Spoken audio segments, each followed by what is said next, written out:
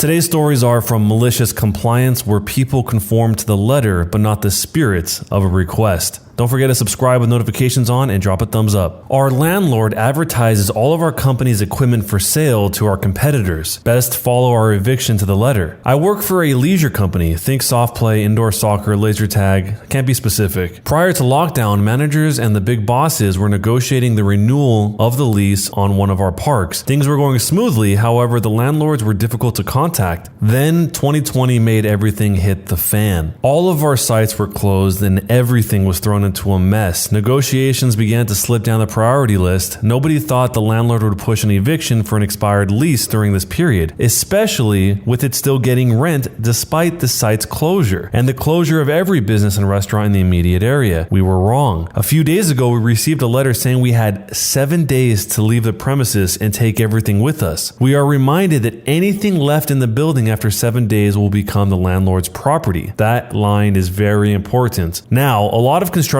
goes into installing our equipment into a new building, which makes emptying one even harder. At a lockdown with no staff and most businesses shut, it meant that saving much of our assets would prove to be extremely difficult. To lose a profitable site and all of its assets is definitely a blow to our company, but here is where it gets worse. A few days after our 7-day eviction, we find out that the landlord has been advertising our park to our competitors. But he isn't just offering the building, he's offering all of our stuff pre-installed, ready to go, just needs rebranding. The landlord has evicted us from the property in an attempt to increase rent and make a solid profit from our equipment installed because he thinks we won't be able to empty the park. We were furious. And here is where the malicious compliance came in. We were told we had 7 days to move everything we owned out of the property, so that's what we did. Local businesses from all around offered up free space to store our things. A few people came back out of lockdown and they all spent the rest of the week removing, selling, or destroying everything that was related to us. We didn't even leave light fittings. In every other site vacation we have seen, we always end up leaving thousands of dollars worth of disco lights in the ceilings because they're too hard to get. We leave at most the construction in, as well as things like the bars and kitchens that all stay intact, recognizable as what they once were, but not this building. We ripped up the flooring we installed, tore down the walls that were not a part of the original structure, wooden walls to divide up the space, ripped apart our manager's offices, and removed all the artwork and lockers. The landlord now has every new deal he had been making dead in the water, a large renovation bill to install new flooring, etc. Or a company will be willing to do it themselves like we were. Lockdown has been extended another 4 weeks, so he has at least another 4 weeks without rent we were paying, and he won't have any potential buyers. The silver lining is that the assets we got out of the site, the fridges, the TVs, equipment, food, tables, have all been sold, and the lack of rent and additional income has helped the business and paid staff wages. Wow, this is mass scale malicious compliance, but not really offensively. It's more of a defensive way because the landlord was trying to take advantage of the fact that he knew he was going to get more money by essentially stealing their stuff legally. But after this is all explained, there's actually an update to what happened next. We handed in the keys and it was probably the quickest handover we've ever had. The landlord clearly didn't want to make any kind of conversation, and there was definitely an elephant in the room, but he definitely said nothing about the lack of equipment. Complications did arise when we went to get back various deposits, but he had no case to withhold deposits from us as the building itself was in excellent shape. We had conducted much of the maintenance work ourselves, so the building was in a significantly better condition than we found it. We also cleaned up 99% of the rubbish and dirt from our demolition crusade,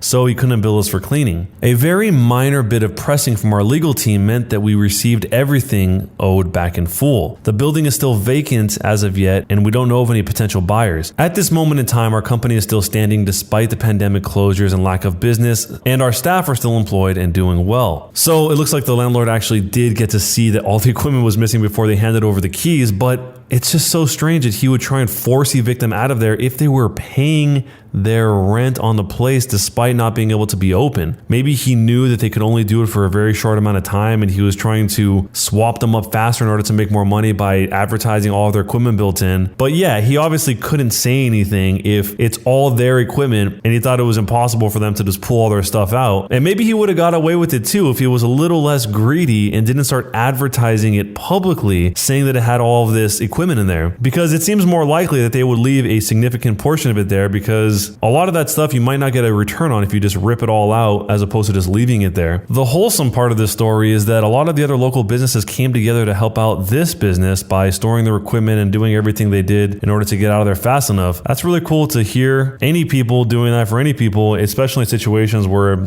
you need help. Even if the landlord tried to change his mind and say, hey, you can stay, just keep paying, it's probably too late at this point, because they already have all their stuff out and now they don't want to pay for the overhead when they can't even conduct business at the time this was written. But let me know what you guys think. What would you do in your malicious compliance plan? Get rid of my vacation? Have fun replacing me with my malicious compliance. I worked at a company that gave out exorbitant amounts of vacation. Anyone who worked there for 25 years received 8 weeks of vacation and 2 weeks of personal time. This was a family-owned but rather large company. We ran 3 shifts totaling 250 plus people. Enter Jimmy. Jimmy was a grizzled old man. He started at the company when he was just 20. Now he is 63 years old and gives absolutely no cares. Jimmy also knew how to make a specific part for our product, him and no one other higher up in the office. One day the plant owner comes out and announces he's selling to a corporation. He's older and ready to retire. He promises that there will be very little change and wishes us all well. The new company comes in and immediately goes after many of the great benefits we had. The first thing they do is cut everyone's max vacation down to 4 weeks and do completely away with personal time. Anyone who's maxed out had until December 31st of that year to use it up, and they wouldn't pay it out. They then go into the office and clean house, firing anyone who's close to retirement, including Jimmy's backup. But they also do away with one very important rule. You no longer have to get vacation approved. You can just call in and take it. Jimmy is pissed, and they know it. They realize he's the only one in the building that can do his job now. So they hire a new kid for him to train, most likely to permanently replace him. So Jimmy does what anyone would do. He calls in the first training day for the new hire and lets us know he's going to use all of his PTO at once and promptly takes 10 weeks off. We had a backstock of parts he had made, so it wasn't too unnerving, but for 10 weeks, Jimmy went and applied to other jobs, found one, and started there. Fast forward 10 weeks, it's the day Jimmy's supposed to return. He doesn't. For 2 days, they try calling him and even go to his house. He's nowhere to be found. Finally, on day 3, he calls and resigns, and they lose their minds. The parts he makes are specialized and patented by the original founder. You can't just hire someone off the street to make them. What eventually happened was they had to contract the original owner to come in and teach some new hires how to make them. And when he found out what all they had done, it pissed him off. The last I heard, he charged them a 7-figure contract to teach them how to produce the parts, and they had to pony up or close down. The moral of the story is, don't mess with people's vacation time. And for some more context on what the thing is Jimmy was making, he was making an electronic control module that was sealed and stayed fixed in a poured unit made of a 2-part epoxy. A lot of people were asking whether or not Jimmy missed out on this 7-figure contract, and the response to that was that Jimmy didn't exactly miss out on the 7-figure contract and had zero chance to take one. He left, he said forget him, and moved on. When they contacted the previous owner and explained the situation, it was basically a, you need my help? It'll cost $1 million type of conversation. This is yet another situation where just straight up greed ends up costing the company more than if they had just treated people the way they expect to be treated. And if the original founder who sold the company really wanted to make it his priority to make sure everyone was taken care of, maybe he could have put that into the sale agreement of the situation, saying that they wouldn't change any of the vacation time or any of the other pieces that were vital to them. But I'm guessing if he did that, then he would probably make less money for himself. And the original founder here, even though it's not the point of the story, it kind of seems like he didn't really care what happened to them, because his demand wasn't give everyone their vacation time back. It was give me $1 million. The dumbest thing they did was firing Jimmy's backup. That doesn't even make sense. I don't know why they would do that in any circumstance, even if Jimmy was there and everything was going great. Maybe they thought that their paper-thin veil of trying to get him to hire someone else would somehow not be figured out, even though it's the most obvious play possible that they're trying to replace him. The saddest part of this whole thing is that the people that were close to retirement got fired by the new ownership and nobody helped them. Jimmy left, got a great job, I'm assuming. The former owner came in, made $1 million for himself, but nobody cares that the rest of the people just got let go because they were close to retirement and they didn't want to pay the retirement. That part's just sad. But let me know what you guys would do down below in your own malicious compliance type of way.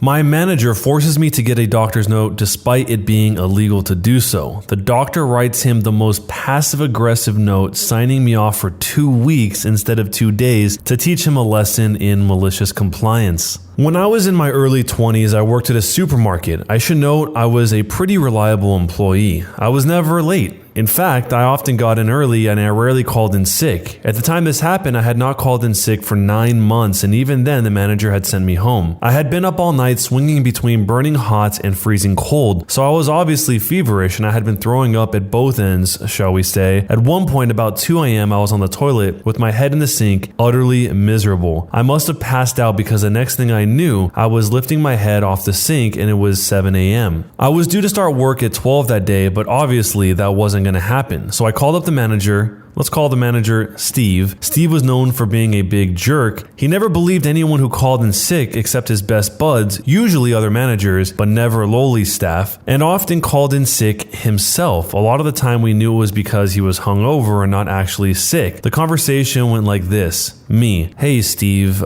I can't come in, I'm sick. Steve, with what? Me, I don't know, I think it might be the flu. I've been up all night sick and I have a fever. Steve, don't be stupid. If you had the flu, you'd be completely knocked out. I need you in. Come in or you're fired. Me, I can't. I just told you I can't stop vomiting. I passed out. Steve, growing more angry. Either come in or bring a doctor's note or you're fired. In the UK, you are legally allowed to self-certify for 5 days. This means you can tell your employer that you are sick and you do not need a doctor's note. If you're sick for more than 5 days, then you do need a doctor's note. It is also illegal to demand a doctor's note during the self-certify period. I knew this, but I was terrified. This was during the recession. I couldn't afford to lose my job, so I got myself dressed, almost passed out trying to do so. Then I walked to the doctor's 25 minutes away. I ended up sitting in the doctor's office for a little over an hour, which for a walk-in was pretty good. I get in to see the doctor and she is furious at me for coming in. You're not supposed to come to the doctor's when you have a cold or a flu, and of course I knew I should be able to self-certify. She told me as such, saying I shouldn't be here and I should have stayed at home. I then explained what happened with Steve and how he threatened to fire me over this and how I couldn't afford to lose my job. I was struggling as it was. My doctor turned her anger towards my manager. She asked if I got sick pay from the company and I said yes. She said, "Oh, he wants a sick note, does he? Okay, I'll give him a sick note." Now, my manager just wanted a note confirming I was sick, but instead my doctor wrote something along the lines of this. "OP has come to the surgery because you have insisted he come in spite of the fact that this is illegal and all employees are allowed to self-certify due to being forced to make this unnecessary and highly dangerous trip when the patient is ill, having a fever of 39 degrees Celsius and almost passed out in the waiting room. I am signing my name off for 2 full weeks to recover. Had he been allowed to self-certify as is the law, they might have only needed a few days, but due to straining themselves, they now require 2 full weeks. They are not to be permitted to work until 2 weeks from today." The doctor said she would have signed me off longer, but this was the longest she could do without requiring further evidence. So basically, instead of just being off for a few days, I was now signed off for a full 2 weeks and I'd be paid for it. I went to my place of work, at which point one of the duty managers saw me and asked what the heck I was doing here. Go home. I was obviously very unwell. I explained what happened. They agreed to help me downstairs to Steve's office and went with me inside. I handed Steve the note. He looked worried and tried to say, "I wasn't being serious about firing you."